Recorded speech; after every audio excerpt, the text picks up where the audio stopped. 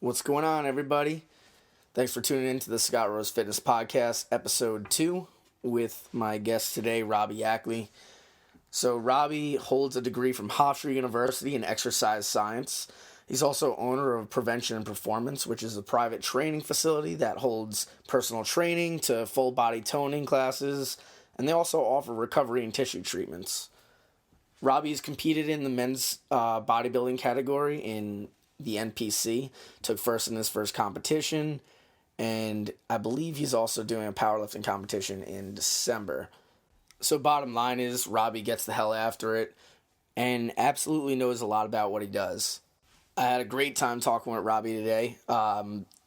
Conversation basically ranged from anything with macronutrients to talking about bodybuilding, and also mindset was a big aspect of today's show. So if you're listening for the first time, please rate the show. Let me know how you like it. Hopefully you love it. If you don't love it, let me know what I can improve on. If you're a returning listener, thanks for your support. I really appreciate it, and I'm glad that you're enjoying the podcast. So without further ado, please give a warm welcome to Robby Ackley. All right, man. We're rolling. Game time. Thanks for coming on, dude. Absolutely, man. Thanks for having me. I love this place. I do. Appreciate it. Like I said, I'd be squatting every day. Work in progress, but yeah, it definitely does what I need. Clients like it. I'm happy with it. So yeah, it's doing well. Coming up on our 1 year in August this year, actually. Nice. Full year already, that's pretty cool. And you're pretty much packed, so you're trying to, you're moving on a little bit? Yeah, we're going to move on a little bit. Yeah, so have the place. Well, I don't even know. My name's Rob, by the way. Yeah. Trainer. Have my own studio here. So, like I said, things are going good with it. Trying to progress, learn the life of business a little bit. Health and fitness, of course, is with that because that's what my business is. Right. So, yeah, that's that. Prevention and performance, right? Yeah, prevention and performance training. When did you start? I started the business. I got the LLC, I want to say 4 years ago now. Okay. So I had the business name for a while. And one thing I always think about, which was funny, is I said it when I was in high school. I was like, hey, I want to drive to the rich people in the Hamptons and go train them at home. Yeah. And I'm almost positive I told my girlfriend in high school that, Laura Mundell, when I was dating Laura. Yeah. And I was like, I'm going to do that. And then it's crazy. I went to school in Florida. Like, a bunch of things happened. And I definitely didn't have that thought for a while. And then I came back home, and that thought became a reality. So that's where I started with that. I think it was like two and a half years ago now.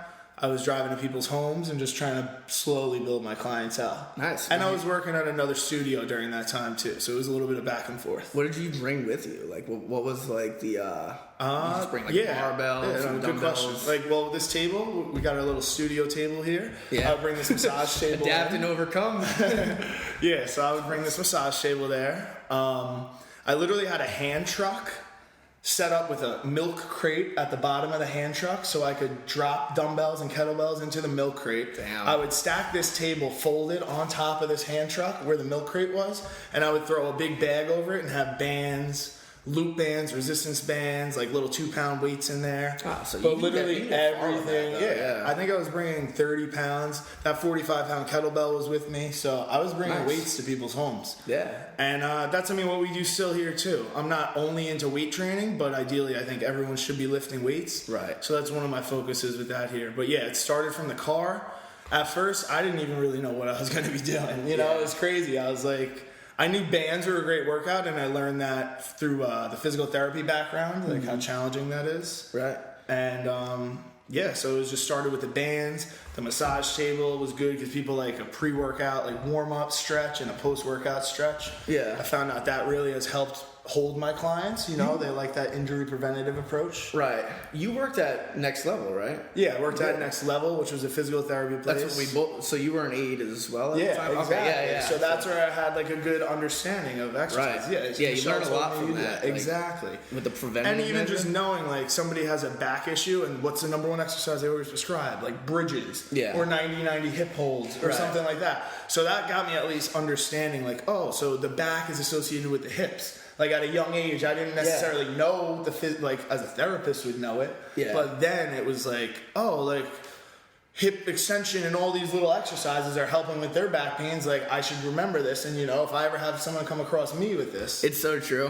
And like then you end up like self-diagnosing yourself. Exactly. Then you're on like YouTube, like looking at all these videos, like what should I be doing? Yeah. No, that's so true. But it works. So it started from there. I actually rented space from Next Level for a little while too. You did? Yeah, I rented. So how did that work? It was just I worked out with Michelle because me and her were friendly. I worked there. Right. She liked the way I was doing things. They actually referred one of my first training clients. It was referred from the physical therapy office place. Oh, really? Yeah. Nice. It was a lady by the name of Brenda. She was dealing with some issues. She had some previous spinal surgeries, a neck fusion and a lumbar fusion, so upper back, lower back. And she was going in there dealing with aches and issues, looking at her third surgery. And she was feeling a little hopeless and stuff. So Michelle told her about me. Hey, Robby helps people with some issues. Maybe you should work with a trainer a little more often and build strength up. So from there, Brenda's lost 70 pounds. Wow. She avoided the third back surgery, and that's awesome. Yeah, that is truly. She's amazing. Literally one of my number one clients. Success story. She works hard all the time. She's still with me today. It's been probably 2 years of a relationship. Nice. Consider her a friend at this point, a mother almost. She's great to me. So it's cool. It's definitely great. But like I said, it all started from the Next Level, and I was renting space from them. So I would actually go at 8 o'clock at night after my day clients up in Port Jeff at the studio I was working on there at the time. And I would start working on my own clients, and that's where literally Prevention Performance started, somewhere in those mix. Nice. While I was working at the one studio, not gonna lie, I did take some of the business model from there. Yeah. It's a private training studio. I was like, hey, the business isn't even in business anymore, so I can whatever at this point. Yeah. But I adapted. I took what I could take and adapted from there. I mean, that's a great idea even, and I feel like when you're going to physical therapy for some things, the next step, when you get out, hope the normal person isn't going to continue doing their exercise, even though they probably should. Yeah. But going from that to personal training, that's a great idea for people that want to keep their fitness levels up, or want to keep going and not regress back to the stages that they were before physical therapy. Yeah, absolutely. Training is definitely a great opportunity for those that are in physical therapy and kind of graduating. If you will, absolutely. Or looking to play a sport down the line, or you know what I mean. If you're injured in a sport, you go there for therapy. It might be good to work once you're cleared from therapy. Stay with the trainer to kind of still strengthen those areas, so you're not, because you step back a little bit with the injury. Right. Even with therapy and stuff, it's not like you're 100% till you're back on the field and everything, pushing yourself to those levels. And a lot of the times with those young athletes, they got that ego in their head that they're fine on this one, and they just kind of. I mean, I was guilty of it as well. I mean, I wasn't a crazy high school athlete or anything, but definitely towards training at least, picking up bodybuilding and powerlifting in high school. Absolutely. That was my specific sport. But I know for myself, I had tendonitis in my hip. Yeah. And it's oh, you shouldn't do deadlifts right now, especially this heavy. I'm all I want to do is deadlift. Yeah, well, coach is telling me do this, and everyone else is doing it, so I'm going to do this, and listen to your coach. So listen to your coaches. I always say that stuff about that. I played basketball, I played football in high school a little bit, but I was in it more for the social side of things. My buddies are doing it. I mean, I liked it when I was there. I probably could have taken it more serious. Yeah. But like you said too, my favorite thing, I was good at the weights. I was one of the stronger kids, so I was like, hey, let me stay here. Yeah. And that's where I'd say that's where I started finding an enjoyment with weights. Yeah. A good reason behind it. I was good at it, strong at it anyway. I don't know if my form was good back then. Who knows how things like that, where I was 7th, 8th grade kind of thing. Yeah. But it was all bench pressing and bicep curls back then. No, absolutely. I mean, even what I was thinking, other schools, I know, so I lived in Texas for a little bit, and when I was in the military, and one of my friends, she was on a powerlifting team in high school. The school actually offered that. I feel that'd be a crazy, awesome opportunity, but obviously, budgets and stuff like that. That's true too. But even just to get to the kids that are more interested into the lifting aspect as to a sport, you know what I mean? Just to get familiar with the lifts that can, and then they could branch out from there. I feel absolutely, awesome, absolutely. I always tell people if I can go back, because like you said, you had hip tendonitis or something along those lines. Yeah, just tendonitis. Yeah, so I freaking broke my neck in college. I was in broke your neck? I was in a neck brace for 3 months. I remember seeing in college pictures of that. I just thought you were it was a C7 fracture of my superior facet. So like I mean, it was serious. I broke my neck, but it wasn't like, I wasn't paralyzed, thankfully. So I always, I always think of that still when I'm lifting. I'm like, hey, I'm just lucky to be in the gym kind of thing, moving, you know? So I dealt with that. I blew my L5-S1 out. No herniations, but I have bulging discs back there. That was probably from improper lifting technique, 18, 19 years old. And I always go back and say, if I could go back to day one when I lifted, granted, my mindset when I was that age was probably like, I know it all, like most people. And I was guilty of it then. So, but if I could go back, I would definitely hire a trainer again or a coach who somewhat, I assume, knows what they're doing. I'd have to do research and stuff like that. Because nowadays I feel like there's trainers who shouldn't really be trainers at the same time either. You know what I mean? You could sit on the computer for 2 hours and get a certification. So yeah, exactly. It's definitely a different world, but I would like to, if I can go back, I would like to learn proper form from day one. That's a good point too. I mean, like if you're gonna see a trainer, because like you said, I mean, I'm a trainer myself. Yeah. But if you're gonna go see someone with a certification, for those of you out there that are trying to do that, make sure, like, a good idea would be to see if it's like that person's passion even, you know what I mean? Because like a lot of people, like there's trainers that literally just do it for the money, and because you can make good money from it, you know? Yes. And unfortunately, like that's, there's also some amazing trainers out there like that I've worked with as well. And like, I trust them with the world, but there's certain ones that, like you said, like you get a 2-hour certification and like they're ready to do they'll just have you do whatever the hell, they'll kill you. You'll pay them for a half-hour session, and what does the person get in their head? If I'm dying during my workout, then they must know what they're talking about. Exactly. Yeah, I mean, so if I'm sweaty and everything. Yeah. Unfortunately, that's not always the truth. That's, you know what I mean? Truth, like, man. Exactly. It could definitely create some imbalances, and I know it did for issues me down the line. Yeah, down the road. Like it might not be an issue that happens right in the session, right? But something later down the line that's just going to get overused and overworked, and it's eventually going to be an issue. For sure. No, and I'm not saying like like go light on your training. Obviously, like I'm the first to. Like if it was up to me, I'd be lifting with my shirt off, blasting Metallica, stuff like that. Like I love that. Exactly. Yes. But also programming, like look down the road, like see if this trainer's actually thought out what he's doing instead of just going in day out and just hammering away. Exactly. Yeah. Like I had a girl come in recently. She's a half-hour session once a week, so it's a quick session. She wanted to learn how to squat with the barbell, which I love when people come learn like compound movements like that here. That's one of my favorite things I like to teach, because I don't just kill them with the weight and kill them with the exercise itself. I train them the movement. You know what I mean? Yeah. It's more of like she came with the purpose to learn a squat. Like I feel like some coaches would just be like, all right, we're just going to squat today.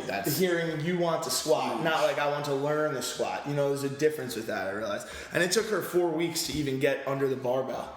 We worked on hip mobility. We worked on body mechanics of just like a little basic goblet squat. We worked on opening up her hip flexors a lot. Now she can come in. It still takes a little bit of a warm up to like get her going and stuff. But she's squatting over 100 pounds now, and her first time ever back squatting. That's there's some girls who I've talked to who have been going to the gym forever, and they're still not touching 100 pounds. Yeah. So it's definitely know the coaches. Like maybe horrible form. Yeah, exactly. So or they're afraid, or they get pain. Like I talk to some clients, and they're like, every time I do the leg press, like my knee hurts. I'm like, okay, I can understand you not wanting to go up then. Like I understand that. There's no way around that. But maybe look up some YouTube videos, or maybe work on some mobility. Like, don't make an excuse. Like, I'm not just going to lift heavy. Like, that's easy to do that, Anyone in particular that you like on YouTube for squat form? Yeah, I'm a huge fan of, like, Kelly Starrett. Starrett. He wrote a book called Becoming a Supple Leopard. And, how do you spell the last name? Starrett. Okay.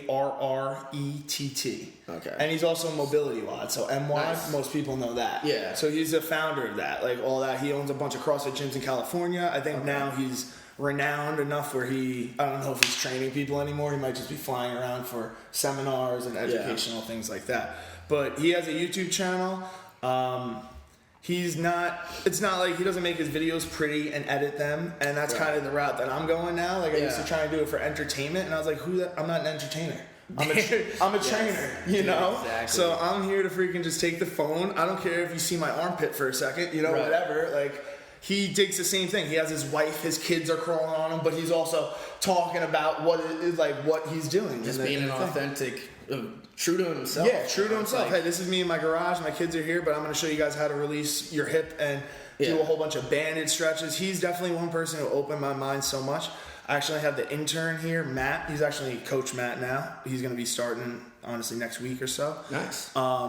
But he came in with the book this week, Becoming a Supple Leopard. I saw him brought that in. He bought it off Amazon. I know, right? No. Don't. I'll get you a pen. Yeah, Becoming a Supple Leopard. It's definitely a good read. I literally even have a life journal, like a 3-ring binder, with like categories like exercise and health and fitness, and I categorize that. So I photocopied some important pages from that book, and I literally just keep them in my life journal. Nice. And whenever I need to like recap on health and fitness, I'll open my little journal up. So you have like different sections. Business, a different section. That's important. Like all little different things like that, and I mean, I feel like things like that are, like you said, are important. Like, you know what I mean? Having, like, things to come back to. Granted, I'm not always, like, thinking... like, when Matt pulled the book out the other day, I was like, oh, wow, I didn't remember there was, like, an ACL test with your fingers here. And it talks about, like, if you create torque in your joint by twisting it this way, your tendons get tight. I used to do that for, For analogies? Yeah. I don't... he's just called it ACL stability test. Okay. But he's talking about your joint, the way the AC joint, the ligament sits over, and he's talking about creating torque. When you drive your knees out like that, you're going to create that tension. Mm-hmm. All right, in my right knee there, the way it's twisting. But if I let my knee cave in, the tension breaks and the tendons slip. And that's how you get ACL tears, the valgus force across the knee. So he just talks about, it's just a lot of information. When he brought that out, I was like, hey, I don't think of that during my sessions. I'm not thinking ACL, I don't remember those little things, but it's a big picture that I'm retaining and applying to my clients and stuff. You know what I mean? Very good. So that's really, I feel like he was a great guy who I got a lot of information from. No, I'm excited to check that out, actually. Yeah. You ever, are you a reader? You like to read? Audible books. Audio books. Okay, me too. So not necessarily like reading, but when I was in school in Florida, and I used to commute from Manorville to Hofstra, so Manorville to freaking Hempstead, it was like in the morning, I'm sitting in traffic, Ocean Parkway, a good hour and a half, so I would be Audible books the whole way. Nice. Definitely helped me through school a lot, and it literally helped me, it motivated me, because I knew I wanted to do something like this. And it was hard when you're studying for school and you're doing all these life things to try and stay focused on something that's not even in front of you yet, so... But definitely, I love books. Yeah, what do you got with that? No, I'm a big book guy myself. So, I like the big, I guess pretty much what this podcast is, like, derived from is, like, I'm a huge sucker for just, like, being a better human being all around, there's something about it that just, like, I want to better myself in all these areas. So that category of books is, like, right down my alley.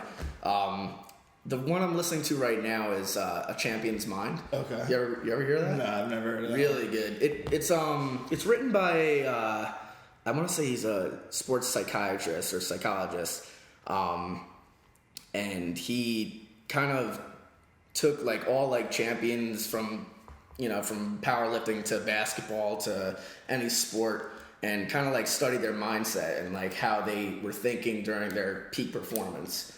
And it's really good. You gotta check it out, man. Like how they, it's basically how they're. How they got through hard times, or how they got through like their. It's a little bit of both. Times. It goes from hard times when you're kind of doubting yourself, to even how to talk nicely to yourself during like those hard times, or how to get through those things. It's just another perspective on.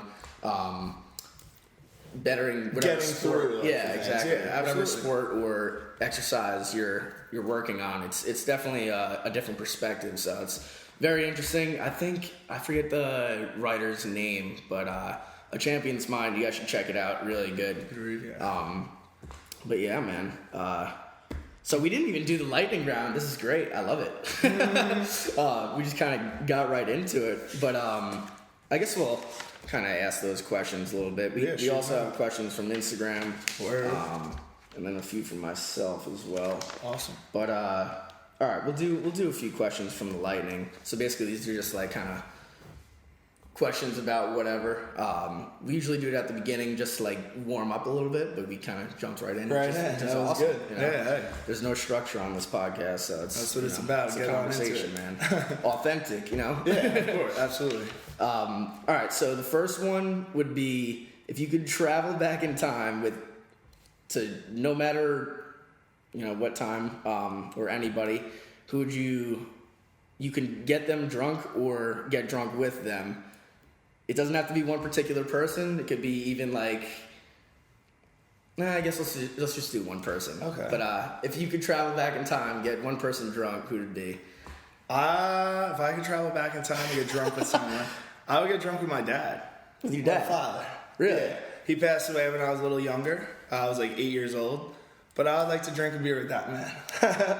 See what he has to say. Respect. Absolutely. That's just pick his brain, see if he likes what I'm doing, and some things like that. Yeah. How did he pass away? If you don't mind me asking. No. He passed away of lung cancer when I was young. I remember it a little bit. I mean, it was flashes. It was definitely an interesting time in my life. Yeah. And that is something that motivates me today for sure.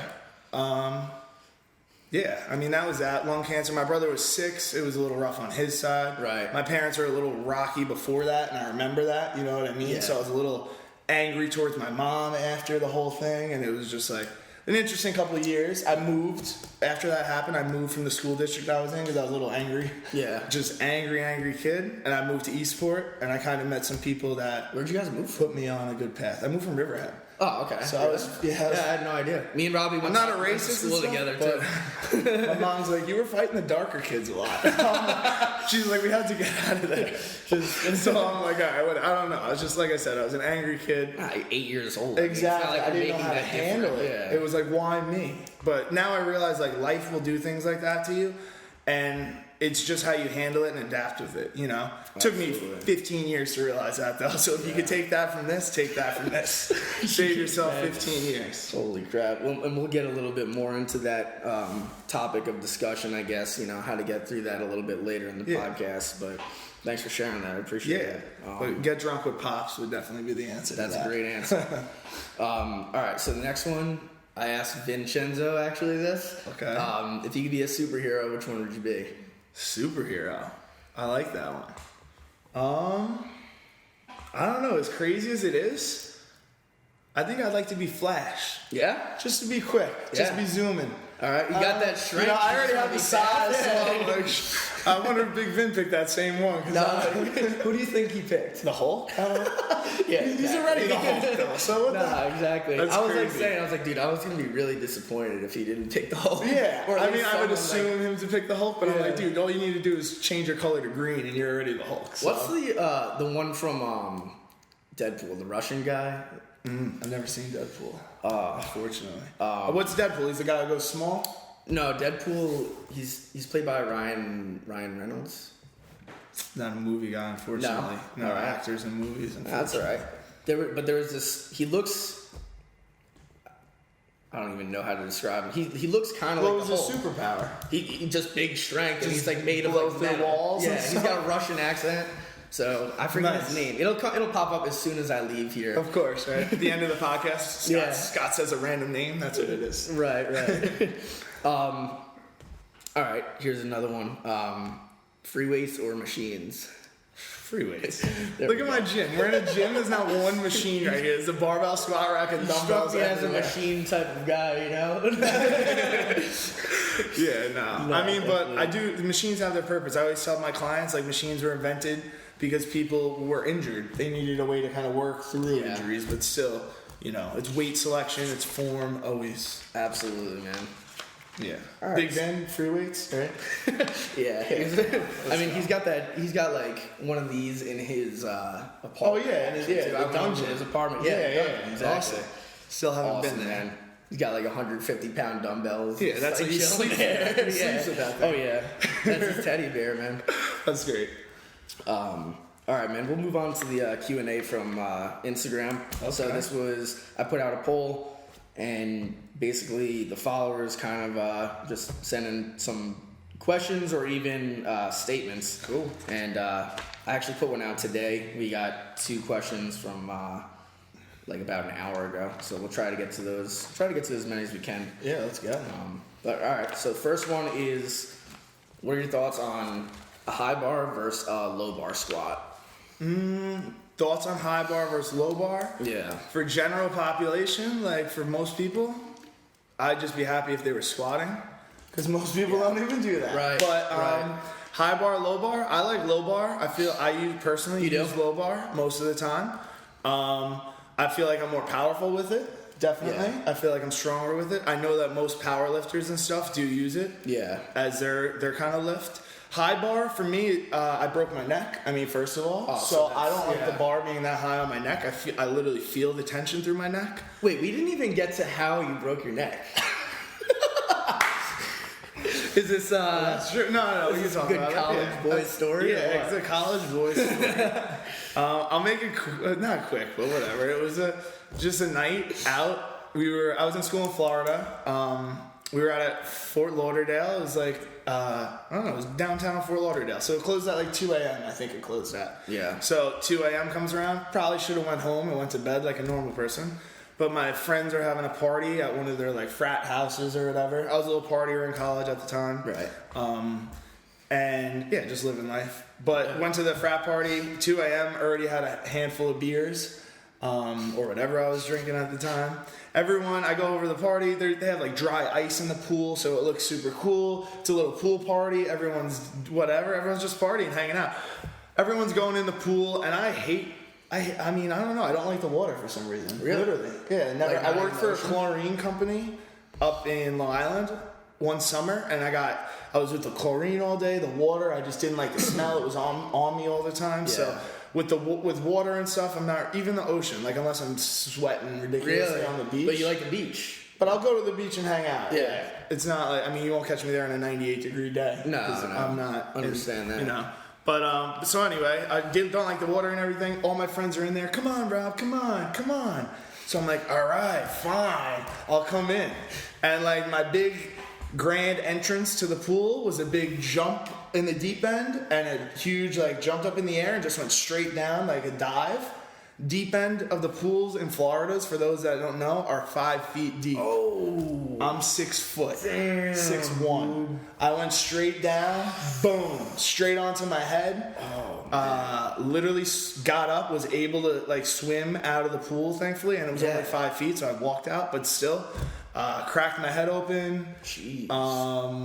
Literally should have probably went to the hospital that night. It took me 2 days to get to the hospital. Honestly, I was eating food, and I felt like my neck and throat shifting, kind of. Like I felt pain swallowing. So I knew something was up. I went to the hospital, and then I was in a neck brace for 3 months after that. Holy shit. And you fractured your... Fractured my C7 vertebrae, yeah, on the left side. I wasn't allowed to overhead press for a year after that. A little bit of physical therapy. Just...